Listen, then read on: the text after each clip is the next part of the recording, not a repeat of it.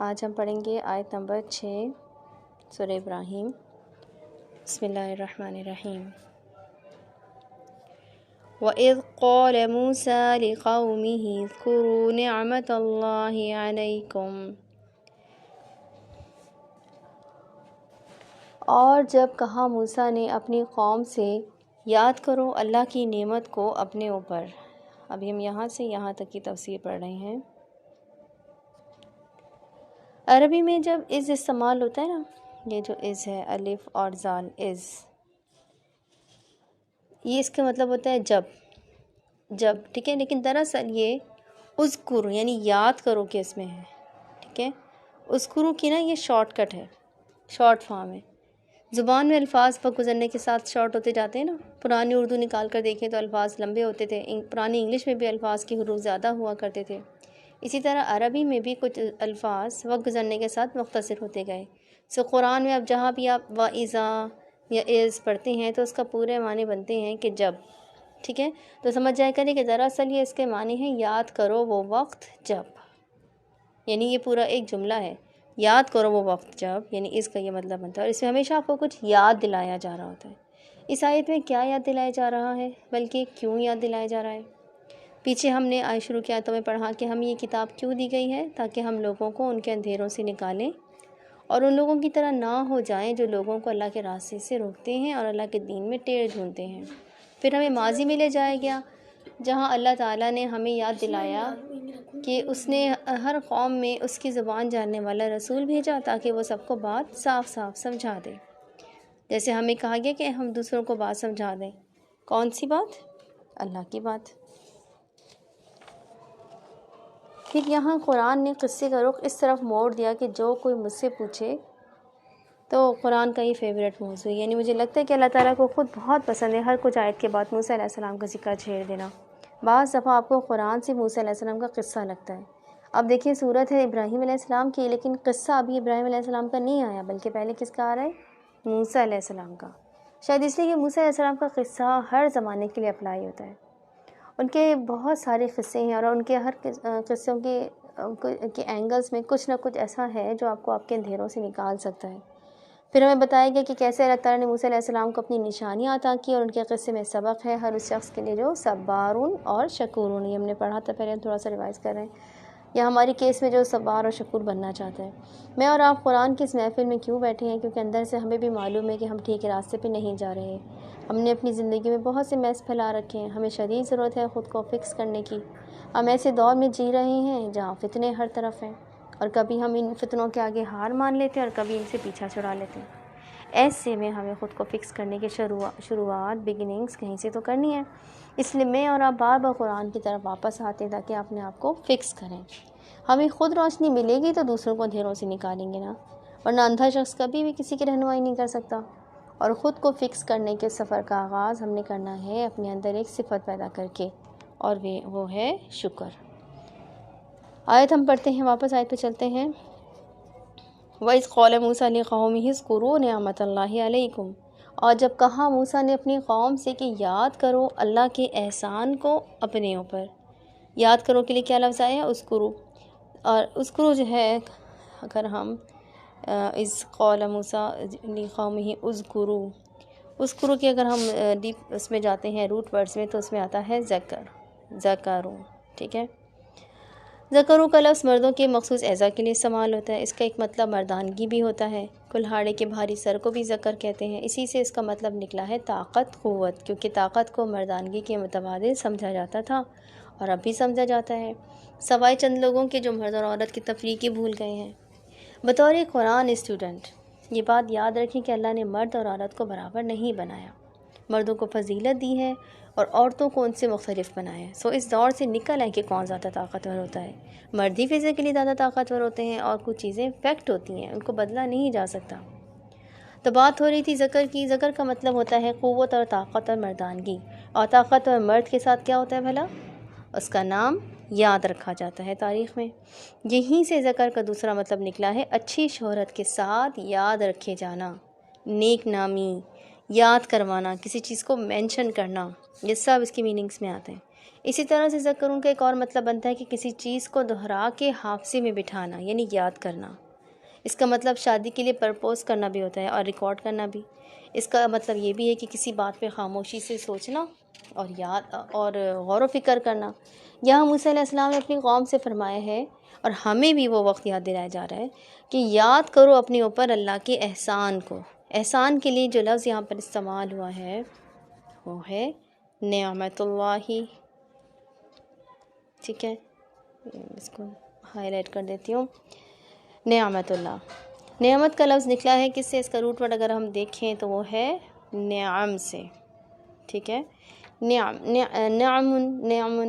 کا مطلب ہوتا ہے مویشی، شتر مرغ کو بھی کہتے ہیں نعم، اور فضل، عزت، اچھی زندگی کو انجوائے کرنا، زندگی میں ترقی کرنا۔ نرم، ملائم، یہ بھی اس کی میننگز ہے، اور اس کا مطلب زندگی میں آسانی ہونا بھی ہے۔ اس کے اصطلاحی معنی ہے کسی پہ انعام کرنا، کسی کو کوئی فیور دینا، اس پہ کوئی فضل کرنا۔ تو یہاں کیا کہا جا رہا ہے؟ موسیٰ علیہ السلام کی قوم کو نہیں، آپ کو اور مجھے کہا جا رہا ہے کہ یاد کرو اللہ کے فضل کو اپنے اوپر۔ شکر کا سفر شروع کرتے وقت پہلی منزل یاد کی طے کی جاتی ہے نا۔ کل ہم پچھلی آیت میں ہم نے پڑھا تھا اس بارے میں کہ ہمیں بیٹھ کے کچھ ایام اللہ کو لکھنے کی ضرورت ہے، کیونکہ ہم بھول جاتے ہیں۔ ہمیں سے بری باتیں یاد رہتی ہیں، اچھی باتیں ہم بھلا دیتے ہیں، لوگوں کی بھی، زندگی کی بھی۔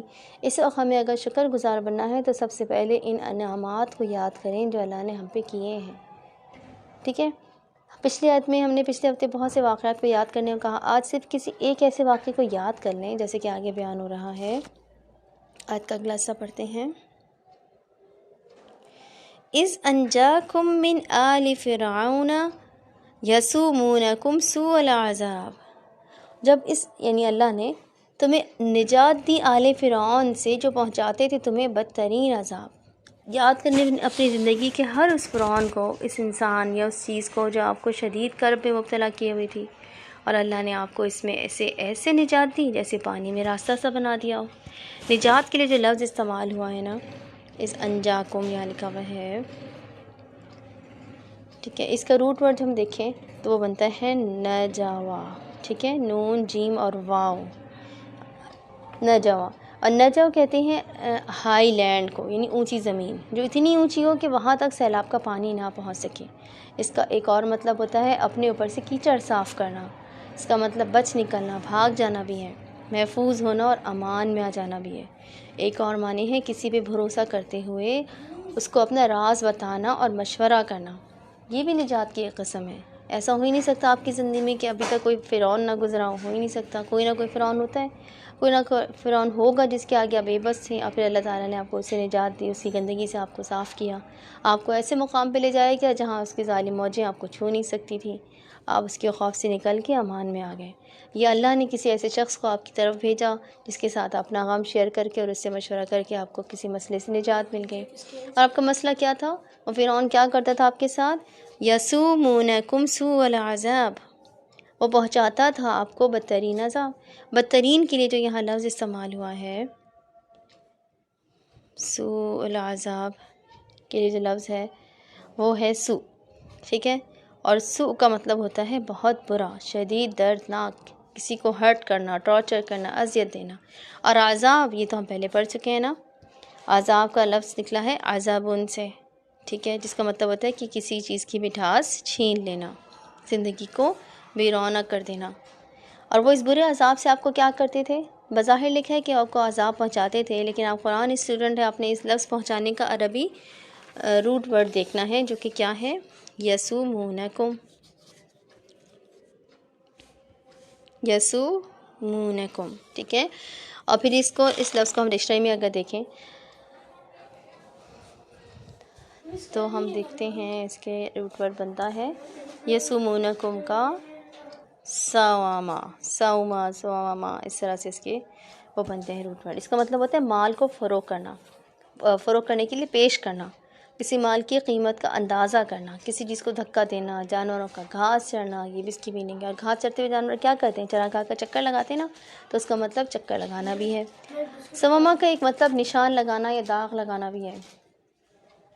جیسے گرم سلاخ سے داغ لگانا، لیکن اس کے بارے میں علماء کا اختلاف ہے، کیونکہ برانڈ کرنے کے لیے وسمہ کا لفظ استعمال ہوتا ہے۔ بہرحال ہم اس لفظ سے مارک کرنے یا کسی چیز کو مخصوص کرنے کا معنی بھی لے سکتے ہیں۔ یہ جو فرعون ہے نا، آپ کی زندگی میں یہ آپ کو تکلیف دیتا تھا، خاص نشانہ بنا کے، این پوائنٹ کر کے آپ کی طرف اپنی توپوں کا رخ موڑتا تھا۔ یاد ہے ایسا کوئی شخص وقت جب آپ ہی ہر چیز کا نشانہ تھے، یا پھر اللہ آپ کو ایسے اونچے مقام پہ لے گیا جہاں اس کا گندا پانی آپ کے قدموں کو چھو بھی نہ سکے، اور اگر وہ وقت ابھی نہیں آئے تو وہ ضرور آئے گا۔ اور مزید کیا کرتا تھا فرعون، ہم آگے پڑھتے ہیں، کچھ ایک لفظ اسی آیت کے اندر ہے، اور پھر اگلے صفحے پہ ہم چلیں گے، اور وہ ہے یذبحون۔ ٹھیک ہے، نیکسٹ پیج پہلے میں کھولتی ہوں، پھر ہم جو ہے وہ نیکسٹ آیت پہ چلیں گے۔ یہ رہا، یذبحون ابناءکم۔ ایک منٹ میں اس کی نا اسکرین شاٹ لے کے اس پہ ڈال دیتی ہوں زوم پہ، جسٹ اے منٹ۔ ابناءکم، صحیح، اسکرین پر آ رہا ہے پیج، نیکسٹ پیج آپ کے پاس؟ جی۔ یسومونکم ہو گیا۔ اب ہم جو پڑھ رہے ہیں وہ ہے ابناءکم ویذبحون ابناءکم ویستحیون نساءکم وفی ذلکم بلاء من ربکم عظیم۔ اور وہ ذبح کرتے تھے تمہارے بیٹوں کو اور زندہ رہنے دیتے تھے تمہاری عورتوں کو، اور اس میں تھی آزمائش تمہارے رب کی طرف سے بہت بڑی۔ ذبح، یذبحون کا لفظ نکلا ہے ذبح سے، ٹھیک ہے۔ ذبح کا مطلب ہوتا ہے گلے کی بیماری، اور اس بیماری کی وجہ سے گلے کو کاٹ دینا۔ اسی سے جانوروں کو گلے سے کاٹ دینے کے لیے بھی یہ لفظ استعمال ہونے لگا، اور ہم نے ذبح کا لفظ استعمال کیا، وہیں سے قربانی کا لفظ نکلا ہے۔ اس کا ایک اور مطلب ہے سیلاب کے چینلز، یعنی راستے یا نہریں جہاں سے سیلاب کا پانی گزرتا ہے۔ دیکھا جائے تو گلے سے بھی بہت سی نالیاں جو سارے جسم کی طرف نکلتی ہیں، جیسے سیلاب سے نہریں بھرتی جاتی ہیں۔ آپ کہیں گے کہ ہر لفظ پر ہم ڈکشنری کیوں کھولتے ہیں، اس کتنی گہرائی میں جا کے کیوں دیکھتے ہیں؟ تو یہی تو مزہ ہے۔ اگر صرف ترجمہ پڑھتے تو کہتے کہ ذبح کا مطلب ہے بیٹوں کو قتل کر دینا، ٹھیک ہے، لیکن آپ جب ڈکشنری کھول کے پڑھتی ہیں کہ ذبح کا لفظ کیا ہے، گلے کی بیماری بھی، تو آپ کو بہت کچھ یاد آتا ہے۔ آپ کو اپنی زندگی کے ذبح کرنے والے لمحے یاد آتے ہیں کہ جب کوئی انسان آپ کے حلق کا کانٹا بنا ہوا تھا، نہ اگلا جاتا تھا نہ نگلا جاتا تھا، وہ بھی عذاب تھا۔ اور بالخصوص اس صورت میں جب اس کا نشانہ صرف آپ نہیں، آپ کے بیٹے ہوں یا آپ کے گھر کے مرد۔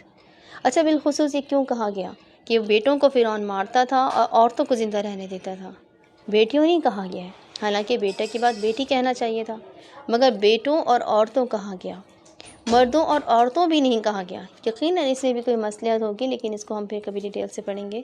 فی الحال اس تکلیف کو دیکھیں جو آپ کو یا بنی اسرائیل کو پہنچائی جاتی تھی۔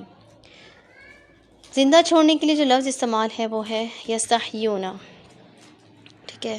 یستحیون کا لفظ نکلا ہے، اس کا روٹ ورڈ ہے حیون، ٹھیک ہے، اس میں دو یا آتی ہیں۔ حیون سے نکلا ہے حیا، ٹھیک ہے، اسی سے نکلتا ہے حیات، صحیح۔ اس کا مطلب ہے زندہ رہنا، کسی کو زندہ کرنا، اس کا مطلب فرٹیلیٹی بھی ہے۔ عورتوں کو زندہ چھوڑنا اور بیٹوں کو مار دینا، یہ ایک طرح سے ذلت آمیز سزا ہے، تحقیر آمیز شرمناک سزا، بلکہ عذاب اور بظاہر ایسا کوئی نہ کوئی عذاب آپ کی زندگی میں کسی نہ کسی فرعون کی وجہ سے آیا ہوگا، لیکن ایک بات آپ نے آج دل میں بٹھا لینی ہے، وہ بات جس کی طرف ہم آ رہے ہیں، فَفِي ذَلِكُمْ بَلَاءٌ مِّن رَبِّكُمْ عَظِيمٌ، اور اس میں تھی آزمائش تمہارے رب کی طرف سے بہت بڑی، اور یہ عذاب، یہ تکلیف، یہ ذلت، یہ سب تھی بے شک ایک انسان یا حالات کی طرف سے، لیکن اس کا مقصد آپ کا امتحان تھا، یہ ایک آزمائش تھی، ایک ٹیسٹ، اور یہ اللہ تعالیٰ امتحان لے رہا تھا۔